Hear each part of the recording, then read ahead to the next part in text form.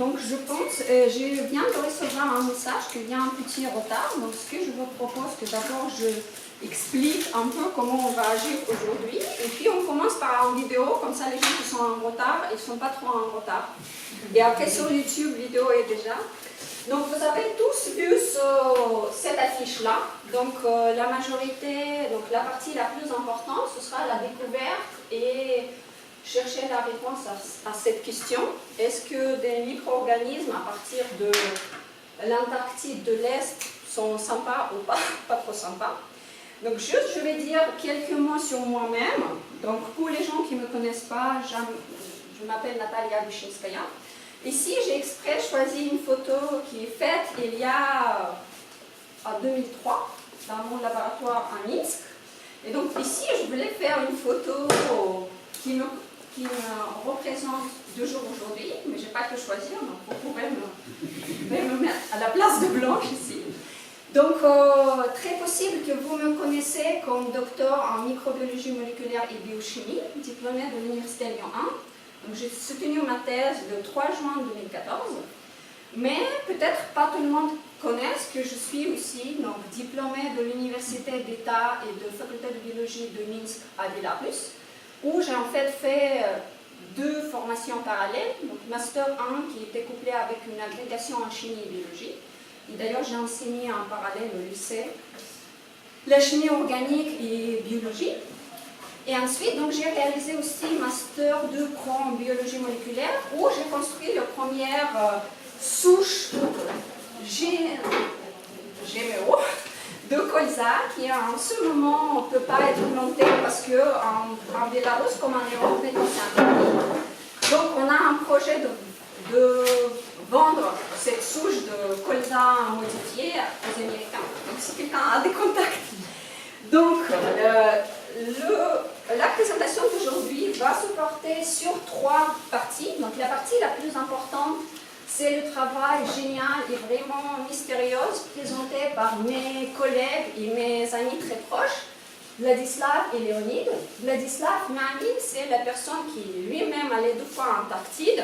Et vous allez voir les photos et ce qui représente ce monde vraiment à part. Et Léonide, c'est la personne que j'ai rencontrée quand j'ai commencé à faire mes pas dans la recherche, qui me faisait très peur parce qu'il était très sérieux. Et donc maintenant, il est le chef de l'Institut microbiologique de l'Académie des sciences. Donc deuxième partie, ce sera une partie qui présente le logiciel en bioinformatique qui était créé par Evgeny Nikolaïchik, qui était mon maître de stage de Master 1 et Master 2. Et en fait, la troisième partie, c'est une petite partie qui est liée plus directement avec la dernière recherche que j'ai réalisée au MAP avec Evan. Et c'est Nina Born qui a fait la connaissance avec Evan elle-même pendant le congrès à Paris. Et donc, je vais raconter un peu des études des pucerons et leur résistance à l'insecticide. Donc, je veux juste que tout au début, on regarde en vidéo qui dure 5 minutes et pendant ce temps, j'appelle mes collègues qui peuvent voir la présentation. Donc, le vidéo représente la construction d'une nouvelle station qui est lancée par la Bélarus. Donc, vous pouvez voir. Donc, ça représente la terre de l'Antarctique de l'Est, telle qu'il est maintenant. Donc l'expédition amène d'abord sur le bateau et puis tout le matériel et les scientifiques arrivent sur cette ancienne station avec l'aide d'un hélicoptère. Donc toutes les parties sont acheminées aussi avec hélicoptère. Et donc là, c'est le film qui représente la construction d'un nouveau bloc, parce que dans 2 ans, on va avoir les conditions qui vont être vraiment au top là-bas, ce qui n'est pas le cas aujourd'hui.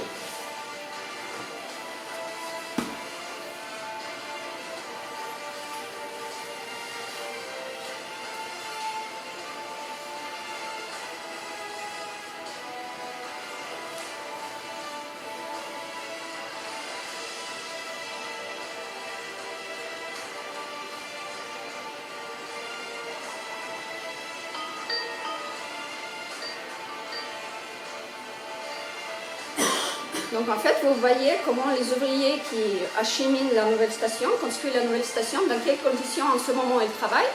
Et par contre, ça c'est l'Antarctique, c'est l'été en Antarctique, parce que pendant l'hiver en Antarctique c'est très féroce. Donc la construction se fait sur les hautes supports métalliques, parce que le vent est très fort et en fait la neige colle à tout ce qui est posé sous le sol.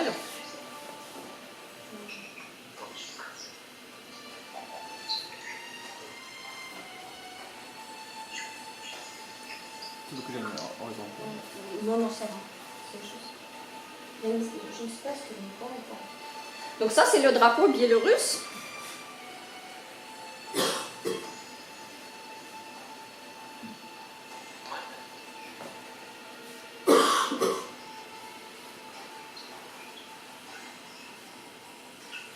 Donc pareil, la faune qui suit de près la construction d'une nouvelle station. Donc ça, c'est le symbole de Bélarus aussi.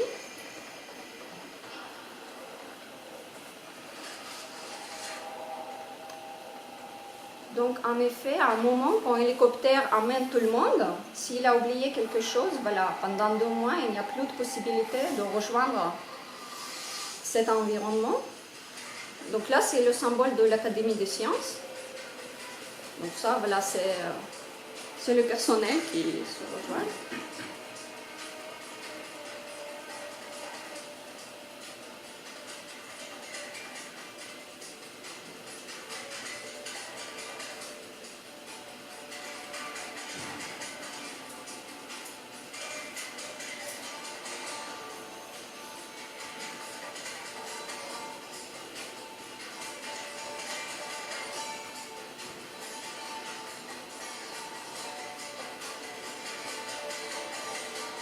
Donc vous voyez, vu que le vent est très fort, il faut vraiment faire tout de façon très très hermétique, parce qu'il n'y a rien qui pénètre dans la station.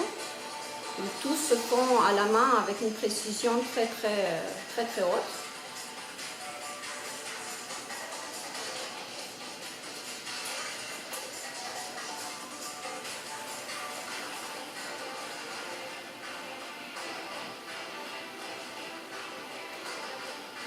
Donc là, c'est le montage d'escalier pour monter dans la future maison.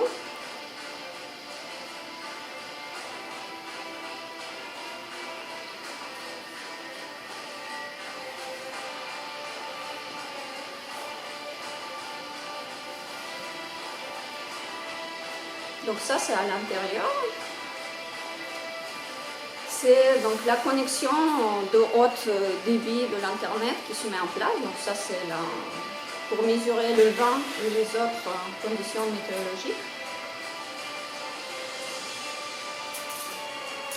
Donc là, vous voyez une petite montagne. D'ailleurs, la station va porter le nom de Garavichernes, qui signifie la montagne de...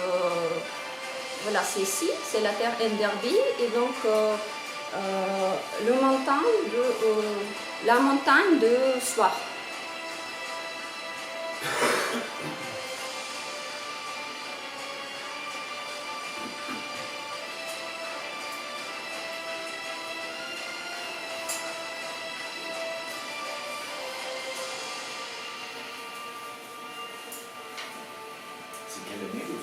Donc en fait, c'est cette année 2019, début de 2019, donc c'est une petite partie qui est déjà construite d'une nouvelle station. Et donc voilà, c'est le nouveau bloc qui est vraiment biélorusse parce que pour le moment, tous les travaux qui ont été réalisés étaient réalisés dans l'ancienne partie de bâtiments antarctiques soviétiques. Mais ça, je vais vous expliquer. Donc là, on va commencer la partie scientifique.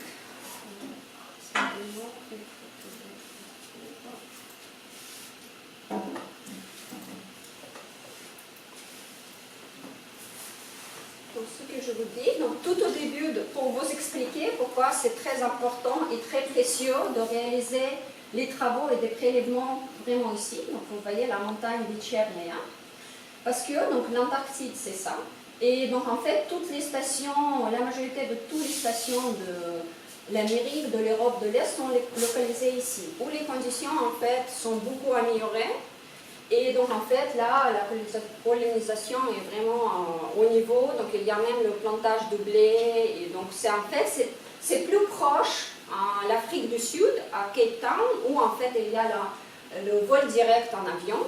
Donc en fait, ce n'est pas vraiment les conditions de l'Antarctique telles qu'on pense.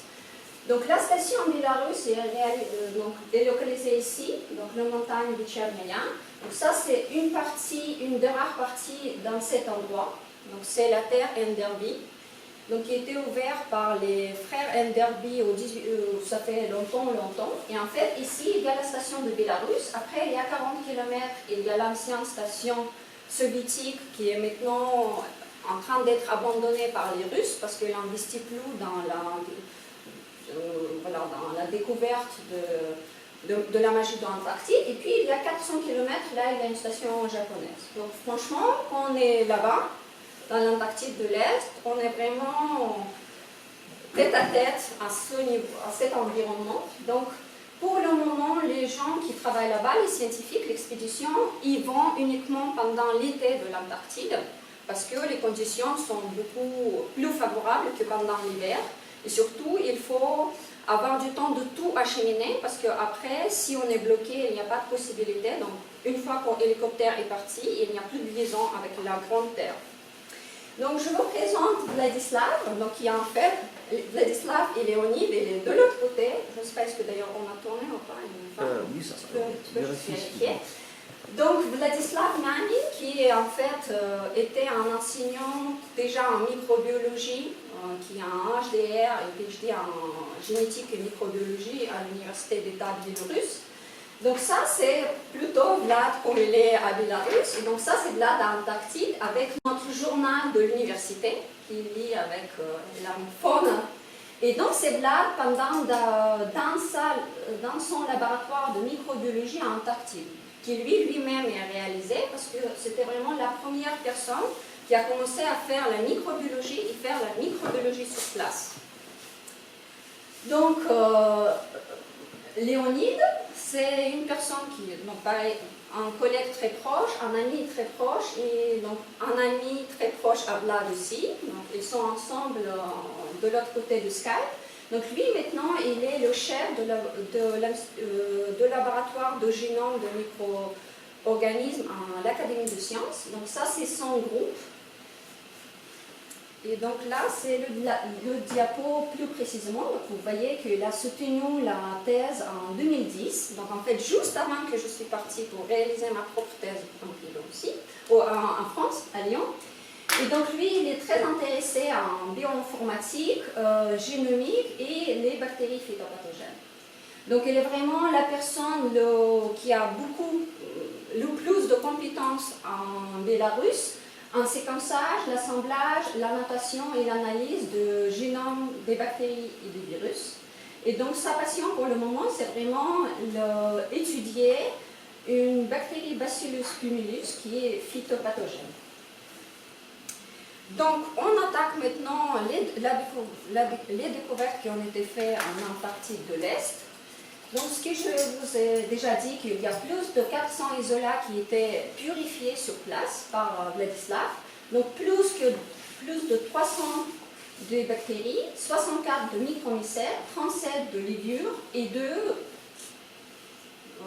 deux isolats d'algues microscopiques. Donc, juste pour vous présenter les biotopes où le prélèvement était réalisé. Donc, vous voyez, ça c'est le sac à dos de Vlad. Donc là, les premiers prélèvements ont été réalisés à partir de systèmes endolytiques. Donc, vous voyez, c'est vraiment les micro-organismes qui poussent à l'intérieur du rocher. D'ailleurs, à partir de ça, on a maintenant un terme d'érosion biologique de pierre. Donc, en fait, une fois qu'avec le morceau, on casse le pierre, à l'intérieur, on voit qu'il y a vraiment énormément de vie. Et donc, cette boîte de pétri était réalisée et purifiée sur place, là-bas en Antarctique. Donc, ça veut dire que c'est les micro-organismes qui sont capables de pousser sur place, là-bas. Donc, là, vous voyez qu'il y a des colonies isolées. Donc, il y avait beaucoup de passages déjà qui ont été réalisés par Vlad là-bas.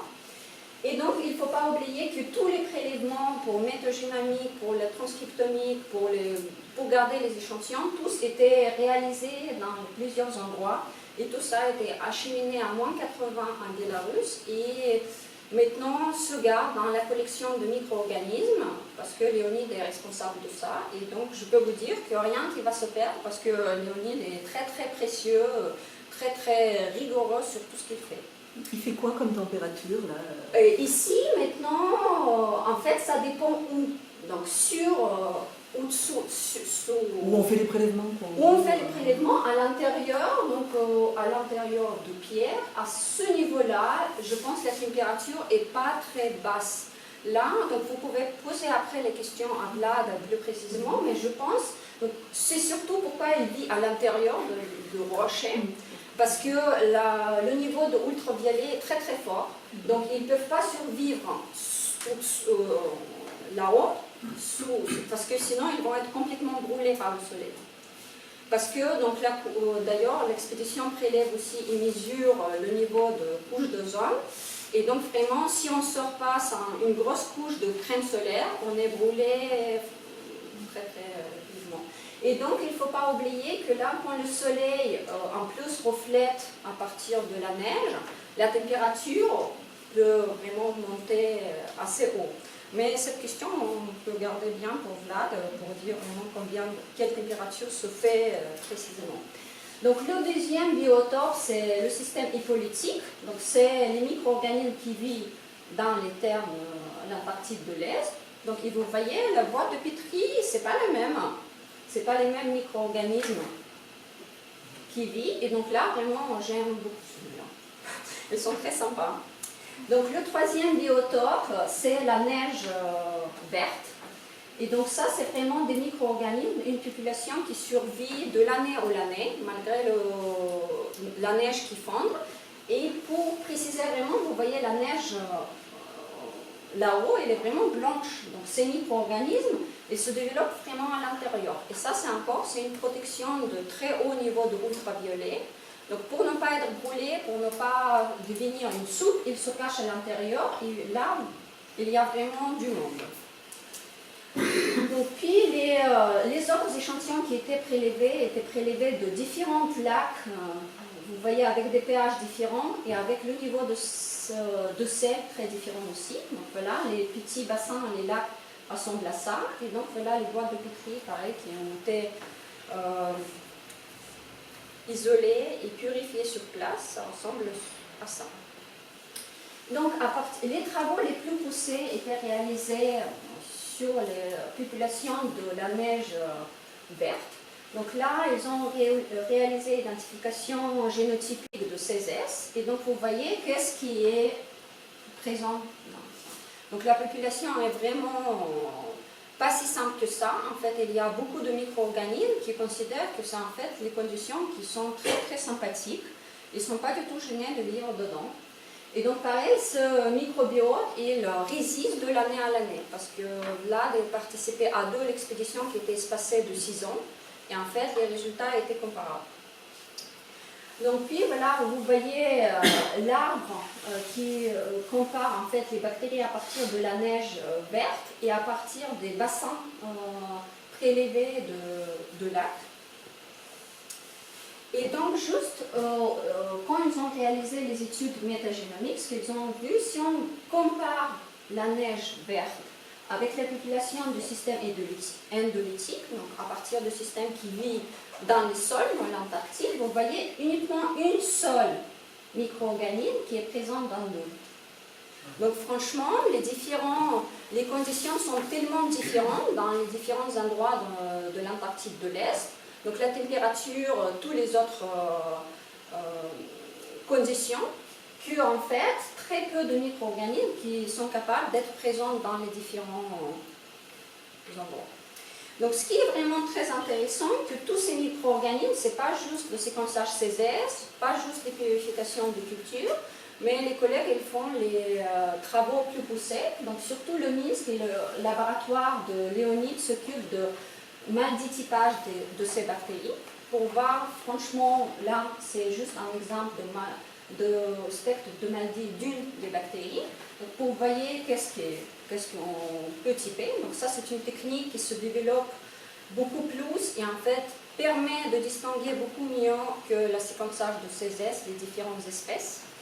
Et puis, donc, je vais vous raconter ça un petit peu plus tard, plus en détail, que ces travaux de l'expédition Antarctique ont mis en place une très grosse collaboration avec l'université en Norvège.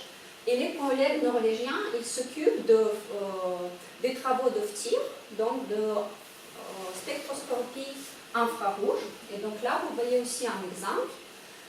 Si, quand on fait le multitypage, on détecte voilà, certains produits qui se trouvent dans le micro-organisme, la spectroscopie rouge est capable de détecter par les pics différentes des lipides, des protéines, des acides nucléiques, les carbohydrates. Et pareil, là, parfois, on peut typer et trouver pour certaines espèces les pics qui correspondent à rien du tout.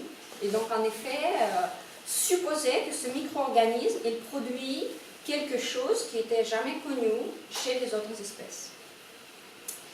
Et donc voilà un bel exemple de ça, d'une espèce qui était prélevée là-bas, le Pseudomonas qui était appelé extramostralis, parce que voilà, il vit dans des conditions assez particulières. Donc ici, vous voyez que cette bactérie produit vraiment une énorme couche de polysaccharides extracellulaires. Et ce qui est intéressant, donc là vous voyez deux spectres FTIR qui correspondent à ce polysaccharide extracellulaire. Donc vous voyez le spectre bleu qui correspond à ce exopolysaccharide. Et là, comme contrôle, le spectre rouge, c'est le spectre d'ammonium. On peut se poser la question pourquoi on compare un spectre de polysaccharide avec un spectre ammonium. Ça s'explique par ce pic-là, qui correspond au ion d'ammonium. Donc en effet, ce exopolysaccharide est capable de se fixer ou pas l'ion d'ammonium. Et en effet, ce exopolysaccharide est produit uniquement sur les milieux solides et les produit très très peu dans le milieu liquide. Et en fait, vu de différentes conditions dans lesquelles cet micro-organisme peut pousser, il produit exopolysaccharide sous les différentes formes. Et donc, en effet, tout le monde est vraiment impatient de savoir qu'est-ce que c'est comme exopolysaccharide. Mais malgré plusieurs tentatives de collègues norvégiens qui sont très au point pour cette technique, ils n'ont pas pu déterminer la formule chimique de cette molécule, parce que c'est vraiment un exopolysaccharide vraiment pas connu du tout. Puis, donc, vu vraiment la richesse de micro-organismes complètement nouvelles qui se trouvent dans cet endroit du monde, il y avait aussi plusieurs travaux qui ont permis d'identifier les nouveaux pigments qui étaient purifiés. Et pareil, certains pigments se ressemblent à quelque chose qu'on connaît déjà, les autres sont complètement inconnus.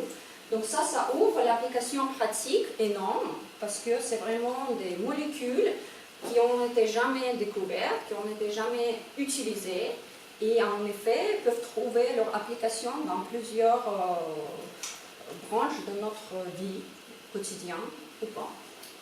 Donc autre chose qui fait un peu peur, parce que là jusqu'à un moment on voyait plutôt des micro-organismes qui sont sympas, c'est les deux espèces pour lesquelles s'était détecté la production des pigments nérosporènes et spiroloxanthine. Donc en fait, ces molécules qui ont l'effet nérotoxique, pour le moment basse, mais on ne sait pas est-ce que c'est vraiment, ça peut être dangereux ou pas. Donc surtout, voilà, il ne faut pas trop diffuser ces données pour ne pas trouver des nichons de laboratoire qui veulent utiliser ça pour développer, je ne sais pas, des sortes de larmes biologiques. Par contre, ces molécules peuvent être utilisées pour les traitements de maladies neuropsychiques s'ils vont être correctement pris en place et utilisés par les scientifiques qui sont responsables. Donc ça, c'est un micro-organisme que j'adore. Ça, c'est la levure noire. Donc c'est la levure noire poussée sur la boîte. Et donc cette levure, elle est présente en fait dans les rivières noires, présentes dans l'Antarctique. Donc ça, c'est vraiment c'est l'eau, c'est pas le pétrole. c'est l'eau qui est colorée dans une couleur intense très noire à cause de la présence de cette levure noire. Et donc cette levure noire, ça c'est purement le micro-organisme qui est très sympathique et qui peut nous aider beaucoup parce qu'en fait il produit sa couleur noire est liée avec la haute production de mélanine qui ont déjà en fait, ils ont déjà un peu commencé les travaux pour voir comment on peut utiliser ces mélanines pour les ajouter dans les crèmes solaires. Parce qu'on sait maintenant que voilà, on a tous peur de réchauffement climatique, de couches d'ozone qui devient plus en plus ou moins épaisse. Donc en fait, cette micro-organisme qui se protège très très bien dans les endroits où le soleil brille et tape vraiment très très fort, peut aider les êtres humains à se protéger à la plage aussi beaucoup plus efficacement.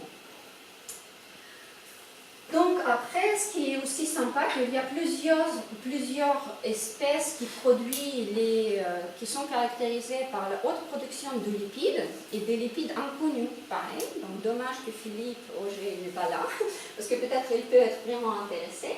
Donc là, c'est pas vraiment hyper bien défini mais donc, mes collègues ils ont bien mis les flèches pour vous montrer qu'il y a en fait la comparaison de spectre rouge et la spectre bleu. Et en fait, uniquement à la basse température, ce micro-organisme produit des lipides, et voilà, ici le spectre bleu. Et donc, quand ces micro-organismes sont capables de pousser à température ambiante, mais ils produisent plus ces lipides qui les permettent de s'adapter à une température basse. Donc, puis, toutes les espèces qui ont été isolées et purifiées sur place ont été ensuite testées pour les différentes activités enzymatiques. Donc là, vous voyez des jolies boîtes assez sympathiques, surtout celui-là, voilà, qui est très proche pour les gens qui travaillent avec des bactéries qui sont pectolytiques. Oh, pardon. Donc ensuite, vu que Léonide, sa passion vraiment, c'est séquencer tout ce qui n'est pas connu et annoter tout ce qui n'est pas connu. Donc plusieurs génomes ont été séquencés, ils sont en train d'être assemblés et annotés. Donc une des génomes qui est déjà prête et en cours de publication, c'est le génome de Sporosarcine psychrophile. Psychrophile, ça veut dire que c'est un micro-organisme qui est capable à se développer uniquement à basse température. Donc il ne survit pas à température ambiante. Et donc vous voyez, voilà, c'est le travail qui a été fait, il y a deux plasmides qui contiennent. Et donc pareil, si on étudie plus précisément cette espèce, on peut découvrir et trouver des choses assez intéressantes. Comme il y a aussi des levures qui étaient découvertes, il y a une autre levure qui n'est pas moins intéressante que la levure noire, qui a été séquencée. Donc ça, c'est une levure psychrophile qui est capable de se développer uniquement à basse température. Donc c'est levure Glaciosima antarctica, c'est le nom qui a été choisi. Donc en fait, pour le moment, l'assemblage et l'annotation de l'ADN mitochondrial est terminé, mais par contre, l'assemblage de quantiques et de chromosomes est encore en cours. Donc si quelqu'un parmi l'équipe de levure veut, par exemple, s'intéresser et participer à ce travail, je pense que vous seriez le bienvenu. Donc vous voyez vraiment, c'est le monde qui peut ouvrir vraiment nous donner, de découvrir vraiment, donner une possibilité de découvrir des choses qu'on n'a jamais connues, parce que à part ces scientifiques qui ont mis les pieds là-bas, en fait il n'y a pas vraiment beaucoup de faune qui habitent là-bas, surtout sur le continent elle-même, parce que la majorité des pingouins et des autres mammifères, les poissons sont dans l'eau. Et donc dans le sol, il n'y a pas vraiment beaucoup de faune, malgré que des micro-organismes étaient aussi prélevés à partir de colonies de pingouins et à partir des autres, voilà, des morceaux des animaux morts et des oiseaux morts. Et donc là, je veux passer un petit peu du temps pour vous présenter que ce travail et la découverte, il a ouvert vraiment une grosse possibilité de créer une collaboration scientifique très forte. Donc le projet qui s'appelle Bella-Noda. Pourquoi c'est Bella-Noda? C'est Bella comme Bélarus, Nord comme Norvège et Da comme et ça signifie oui. Donc ça, c'est un projet de collaboration de Bélarus et Norvège. Donc ça, c'est mon faculté de directeur de thèse à Bélarus, donc Vlad et Leonid, et 2 directeurs en Norvège, Achim et Volga. Et donc en fait, ce projet aussi a ouvert la possibilité de créer des écoles d'été. Donc il y avait 2 écoles d'été en bioinformatique et dans l'assemblage des génomes. Donc une qui était dans l'été 2018 en Norvège, et l'été 2019, voilà, c'est bien juste passé, c'était réalisé à la fac de biologie à Minsk. Ensuite, les cours en ligne étaient créés, qui sont disponibles si vous êtes intéressés. Et je veux préciser qu'à part de biologistes, là, ils ont accueilli vraiment des autres disciplines. Parce que juste à côté de la fac de biologie, à Minsk, il y a une faculté de radiophysique et la programmation, où suite à ce projet et le financement qui était donné par Bélarus et Norvège, ils ont ouvert la formation en bioinformatique. Donc en Norvège aussi, il y a un institut de biophysique et de bioinformatique qui participe à l'analyse de données. Et je suis fière aussi à ajouter que de côté Bélarus, il y a un institut de problèmes d'informatique appliquée où travaille mon père, qui est aussi dedans, parce qu'en fait, les biologistes et même les bioinformaticiens, parfois ils ont des limites dans les analyses des gros données de génomique et des statistiques de mathématiques assez poussées. Donc c'est pourquoi ils ont trouvé vraiment l'aide en plus aussi, vraiment les mathématiciens et statisticiens. Donc l'effet que je parle aujourd'hui devant vous, c'est pas juste pour faire plaisir, pour dire voilà, c'est super. Et c'est vraiment très très chouette. C'est pour vous présenter, de suivre l'exemple de Norvège, si on peut dire comme ça.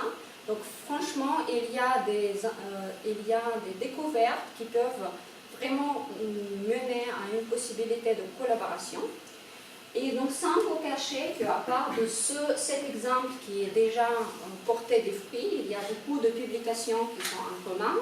Il y a donc en Bélarus, il y a une souche qui produit des peptides antimicrobiennes qui étaient utilisées pour la production de produits, bioproduits pour protéger contre les bactéries phytopathogènes. Donc il y a vraiment beaucoup de possibilités d'utiliser ces données et donc d'ouvrir les collaborations assez intéressantes.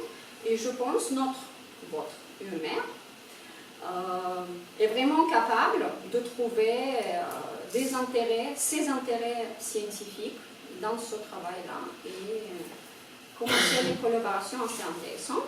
Et juste pour vous préciser que c'est vraiment sympathique parce que maintenant on a le droit d'aller directement à Bélarus, à Minsk, pour 30 jours sans visa. Les billets d'avion sont pas chers, la nourriture est bonne, on est joyeux et donc à la fin on va voir le film à quoi ressemble Minsk pour vous donner l'envie. Donc là, je veux vous poser la question, est-ce que vous souhaiterez poser maintenant les questions à Vlad et Leonid qui sont voilà, en ligne, ou on continue et après ensuite on pose toutes les questions à la fin. On continue. Donc là, voilà, donc c'est le pangolin. Donc là, c'est là qu'il a mis. Je vous dis merci pour cette partie-là. Donc là, maintenant, je vais faire des efforts pour dire au maximum le près de ce que je comprends dedans. Donc ça, c'est le travail en bioinformatique qui porte sur la création d'un outil de recherche des facteurs transcriptionnels. Donc c'est un logiciel qui a été créé par mon ancien responsable, mon maître de stage de Master 1, Master 2. Et en fait, je suis venue même plus tôt travailler dans son laboratoire parce que Yevgeny Nikolaïevitch, il était le chef de laboratoire des étudiants en Minsk. Donc lui, il a soutenu sa thèse à l'université d'Édimbourg, mais à la suite de ça, il a pris quand même la décision de rentrer à Minsk et donc voilà, participer à la création du département de biologie moléculaire, qui est une des plus récentes départements à notre université. Donc lui, il est vraiment très intéressé dans les interactions entre les plantes et les micro-organismes. Donc il a commencé d'abord à travailler avec le système de sécrétion type 2, après avec le système de sécrétion type 3. Mais pendant tout ce temps, il était vraiment très intéressé à la bioinformatique génomique. Et en fait, pendant les cours de biologie moléculaire que Yevgeny nous a donnés, il nous a présenté toujours les petits logiciels qu'il a créés lui-même. Donc c'était toujours très sympathique, très facile à utiliser.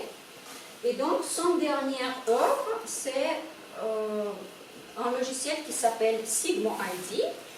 Et donc pour vous expliquer le but de ce logiciel, donc, là on voit une image où en fait une famille des facteurs transcriptionnels de type LOXR qui est présentée.